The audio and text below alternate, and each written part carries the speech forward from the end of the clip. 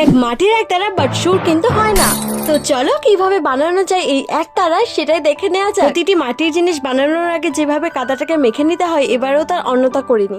দেন ছোট্ট একটা কাদার টুকরো কেটে নিলাম। তারপর আর কি পুলি পিঠে তৈরির মতো হাতের সাহায্যে ভিতরের অংশটাকে ফাঁপা করতে থাকলাম, যেমনটা ভিডিও দেখতে পেলে। দেন দু সাইডে দুটো কাদা লাগানো ঝাঁটা কাটি গেঁথে দিলাম। দেন ভালো করে রোদেতে শুকনো করে নিলেই তৈরি হয়ে যাবে আমাদের একতারা স্ট্রাকচার। এবার রং করার পালা। এবার রংটা তো নিজের ইচ্ছে মতো করতেই পারো, বাট লাল কালারটা দিলে একটু বেশিই ফুটবে আমার মতে। জানো তো একটা পাঞ্জাবি পেইন্ট করেছি এই তুড়িটা দিয়ে, বাট ভালো করে ধোয়া হয়নি তুড়িটা, তার ফলে অবস্থা এরকম। যেহেতু এই নাম্বারের এক্সট্রা তুলি বাড়িতে আর ছিল না, এটা দিয়েই কাজ চালালাম। কিভাবে ওই পাঞ্জাবিটা পেইন্ট করলাম সেটার ভিডিও কিন্তু খুব তাড়াতাড়ি আসছে, সেটার জন্য আমার চ্যানেলটাকে সাবস্ক্রাইব করে রেখো। আর ওই যে সুতোটা লাগাতে দেখলে ওটা কিন্তু একতারা তার, ওটা না হলে তো একতারাটা বাঁচবেই না। তবে সত্যি কথা বলতে গেলে আমার একতারা এমনিতেও বাঁচবে। তো যাই হোক, কেমন হয়েছে ভিডিওটা সেটা জানিও, আর ভালো লাগলে একটা লাইক করো। নেক্সট কি ভিডিও দেখতে চাও সেটাও কমেন্ট করো।